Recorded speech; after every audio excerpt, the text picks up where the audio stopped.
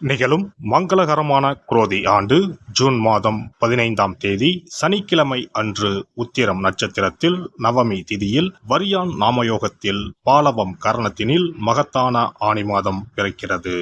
சூரியன் மிதுனம் ராசியில் சஞ்சரிக்கும் மாதம் ஆனி மாதமாகும். உத்தராயணத்தின் கடைசி மாதமாகும். ஆன்மீக சிறப்புகள் கொண்ட மாதம் இதுவாகும். இம்மாத கிரகநிலைகள் என எடுத்துக்கொண்டால் மேச ராசியில் செவ்வாய் பகவான் ஆட்சி பலத்துடன் உள்ளார். ரிஷப ராசியில் குரு பகவானும், மிதுன ராசியில் சூரிய பகவானும், சுக்கிர பகவானும், புதன் பகவானும் இணைந்துள்ளனர். கன்னி ராசியில் கேது பகவானும், கும்பராசியில் சனி பகவானும், மீன ராசியில் ராகு பகவானும் உள்ளனர். இம்மாத கிரக பயிற்சி என பார்த்தால் ஆனி மாதம் 15ஆம் தேதி மிதுன ராசியில் ஆட்சி பலம் பெற்ற புதன் பகவான் கடகராசிக்கு பயிற்சியாகிறார். ஆனி மாதம் 16ஆம் தேதி சனி பகவான் வக்கர பயிற்சி அடைகின்றார். ஆனி மாதம் 23ஆம் தேதி சுக்கிர பகவான் கடகராசிக்கும், ஆனி மாதம் 28ஆம் தேதி செவ்வாய் பகவான் மேசராசியில் இருந்து ரிஷபராசிக்கும் பயிற்சி அடைகின்றனர். இந்த கிரக அமைப்பினால் உங்கள் வாழ்வில் இம்மாதம் ஏற்படக்கூடிய மாற்றங்கள் என்னென்ன என்பதனையும், ஏதாவது அசுப பலன் ஏற்பட்டால் ராசிக்காரர்கள் செய்ய வேண்டிய பரிகாரம் என்ன என்பதனை பற்றியும் காண்போம்.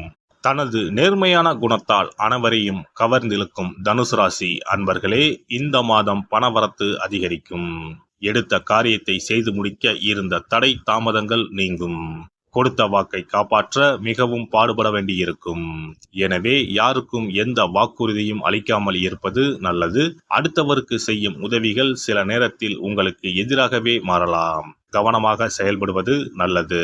தொழில் வியாபாரம் வேகமாக இருக்கும். பழைய பாக்கிகள் வசூலாவது ஆறுதலை தரும். புதிய ஆர்டர்கள் கிடைப்பது வேகமெடுக்கும். பங்குதாரர்களிடம் இருந்து வந்த பிரச்சனைகள் அகலும். தொழிலை விரிவுபடுத்துவீர்கள். பணிபுரிவோர்கள் மிகவும் கவனமாக தங்களது பணிகளை கவனிப்பது நல்லது. மேல் அதிகாரிகள் சக பணியாளர்களை அனுசரித்து செல்வது நன்மை தரும். மேலிடத்தில் இருந்து ஒரு இனிப்பான செய்தியை பெறுவீர்கள். குடும்பத்தில் இருப்பவர்களுடன் வாக்குவாதத்தில் ஈடுபடாமல் இருப்பது நன்மை தரும். கணவன் மனைவிக்கு இடையே மன மகிழ்ச்சி ஏற்பட அனுசரித்து செல்வது நல்லது. பிள்ளைகளின் கல்வியில் கவனம் செலுத்துவது நன்மை தரும். வழக்கு விவகாரங்களில் ஈடுபடாமல் தவிர்ப்பது நல்லது. உறவினர்கள் நண்பர்கள் அனுசரணையுடன் இருப்பார்கள். பெண்களுக்கு எதிலும் காலதாமதம் உண்டாகும். சொன்ன சொல்லை காப்பாற்ற பாடுபட வேண்டியிருக்கும். பண வரத்து தாமதப்படலாம்.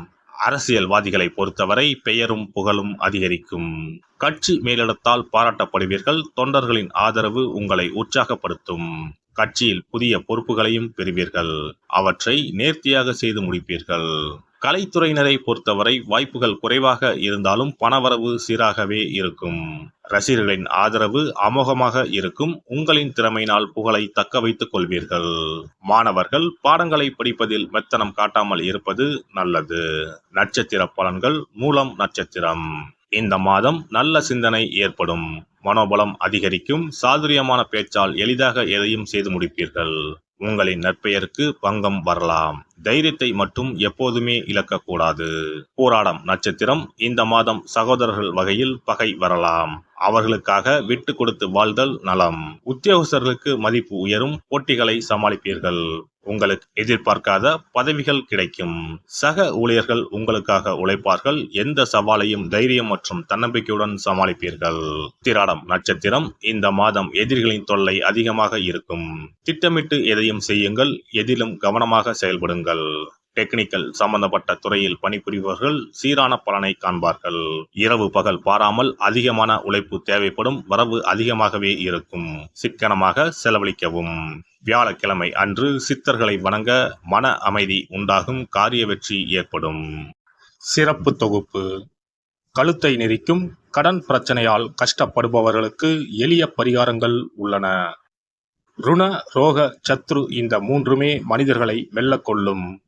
அதிலும் கடன் பிரச்சனை கவலையை ஏற்படுத்தி மனிதர்களை கலங்க வைத்துக் கொள்ளும். கடன் பிரச்சனையால் கஷ்டப்படுபவர்களுக்கு எளிய பரிகாரங்கள் உள்ளன. இந்த எளிய பரிகாரங்களை நம்பிக்கையோடு செய்தால் நிச்சயம் பலன் கிடைக்கும். ஒருவரின் ஜாதகத்தில் 6ஆம் இடம் கடன் ஸ்தானத்தை குறிக்கும். கடன் பிரச்சனையால் இன்றைக்கு பலரும் தற்கொலை செய்து கொள்கின்றனர். சக்கரத்தாழ்வார் அருள் இருந்தால் கண்டிப்பாக கடன் பிரச்சனைகள் நீங்கும். பெருமாள் கோவிலுக்கு சென்று சனி மற்றும் புதன் கிழமைகளில் சக்கரத்தாழ்வார் சன்னதியில் துளசி மாலை சாற்றி 12 முறை வலம் வர வேண்டும். ஒவ்வொரு முறை வலம் வரும் பொழுதும் கடன் தீர்வதற்கு மனமுருக நம்பிக்கையோடு வேண்டிக் கொள்ள வேண்டும். தொடர்ந்து 12 வாரங்கள் செய்தாலே கடன் பிரச்சனை தீர்ந்து மன நிம்மதி ஏற்படும். மேசராசியில் பிறந்தவர்கள் தயிரை கொண்டு இனிப்பு பலகாரம் செய்து ஒவ்வொரு வெள்ளிக்கிழமையும் மாலை வேளையில் பசுவுக்கு கொடுத்து வர கடன் பிரச்சனைகள் தீரும். விருச்சிக ராசியில் பிறந்தவர்கள் ஞாயிற்றுக்கிழமை அன்று லட்சுமி நரசிம்மருக்கு காய்ச்சிய பசும்பால் அல்லது பானகத்தை பிரசாதமாக வைக்க வேண்டும். 48 நாட்கள் இந்த பூஜையை செய்தால் கடன் தொல்லையில் இருந்து விடுபடலாம். ரிஷபராசியில் பிறந்தவர்கள் ஜவ்வரிசி கொண்டு இனிப்பு தயாரித்து அதை வெள்ளிக்கிழமை என்று பசுவிற்கு மாலை வேளையில் கொடுத்து வர கடன்கள் அடைந்து சுகம் பெறலாம்.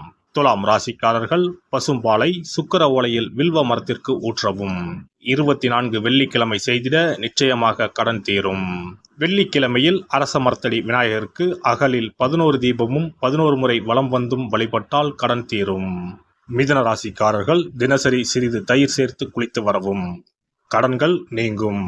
மாலை வேளையில் சூரிய தரிசனம் அஸ்தமனத்துக்கு முன் செய்து வரவும். கன்னி ராசிக்காரர்கள் சனிக்கிழமைகளில் உளுந்து வடை தானம் செய்யவும். அதை நீங்கள் உண்ணக்கூடாது. மேலும் துளசிக்கு தினசரி நீர் வார்த்து ஒரு மண் அகலில் நல்லெண்ணெய் விளக்கேற்றி வைக்க ருண நிவாரணம் பெறலாம். கடகராசிக்காரர்கள் ஒவ்வொரு ஞாயிறும் சிறிது வெள்ளக்கட்டியை ஓடும் நீரில் விழவும். கடன்கள் வெள்ளம் போல கரைந்துவிடும். சிம்ம ராசியில் பிறந்தவர்கள் ஒவ்வொரு சனிக்கிழமையும் அரச மரத்தடியில் மண் அகலில் நல்லெண்ணெய் ஊற்றி கருப்பு திரி கொண்டு 8 விளக்குகள் ஏற்றி வர கடன்கள் அழிய வழி பிறக்கும். மகர ராசிக்காரர்கள் சனிக்கிழமைகளில் எள்ளுருண்டை செய்து பலருக்கு தானமாய் கொடுத்து வர கடன் தொல்லைகள் நீங்கும். கும்பராசிக்காரர்கள் வியாழன் மாலை 6 மணிக்கு குங்குமப்பூ சேர்த்த பாதாம் கீர் செய்து மகா விஷ்ணுவுக்கு நிவேதனம் செய்து முதலில் தான் அறிந்துவிட்டு பின்பு மற்றவருக்கும் தானமாய் கொடுத்து வர கடன்கள் மலமளவென அடைபடும். தனுசு ராசிக்காரர்கள் செவ்வாய்க்கிழமைகளில் ஆலய பணிகளுக்கு செங்கல்கள் முடிந்த அளவு வாங்கி கொடுக்க கடன்கள் அடைந்து நிம்மதி பெறலாம். மீன ராசிக்காரர்கள் செவ்வாய்க்கிழமை அன்று மதியமோ இரவோ நோயாளிகளுக்கு சப்பாத்தியை தானமாக கொடுத்து வர கடன்கள் வேகமாக அடைய ஆரம்பிக்கும். குறைந்தது 9 சப்பாத்திகள் கொடுப்பது நல்லது. செவ்வாய் பகவானை மனதார நினைத்துக் கொள்வது நலம் தரும். பௌர்ணமி நாளில் குலதெய்வத்திற்கு படையலிட்டு வழிபடுவது சிறப்பு. குலதெய்வ படம் இல்லாதவர்களும் குலதெய்வம் பற்றி தெரியாதவர்களும் 5 முக குத்து விளக்கை பூஜை அறையில் ஏற்றி வைத்து படையல் போட்டு கற்பூர ஆரத்தி காட்டி கடன் பிரச்சனை நீங்க மனதார வேண்டிக் கொள்ளலாம். இவ்வாறாக 9 பௌர்ணமிகள் விடாமல் இந்த பரிகாரம் செய்ய கடன் தொல்லைகள் எளிதாக தீர்ந்துவிடும். கடன் தீர்வதற்கான வழிகளும் கிடைக்கும். இந்த பரிகாரத்தை அனைத்து ராசிக்காரர்களும் செய்யலாம். எல்லாம் வல்ல இறையருளால் நீங்களும் உங்கள் அன்பு குடும்பமும் உடல் நலம், நீலாயுள், நிறை செல்வம், உயர் புகழ், மெய்ஞானம் ஓங்கி வாழ்க வளமுடன். இந்த வீடியோ பதிவு உங்களுக்கு பிடித்திருந்தால் லைக் பண்ணுங்க, கமெண்ட் பண்ணுங்க, ஷேர் பண்ணுங்க, மறக்காம சப்ஸ்கிரைப் பண்ணுங்க, பக்கத்துல இருக்கிற பெல் பட்டனை கிளிக் பண்ணுங்க. நன்றி, வணக்கம். ஓம் நமச்சிவாய. சிவாய நம.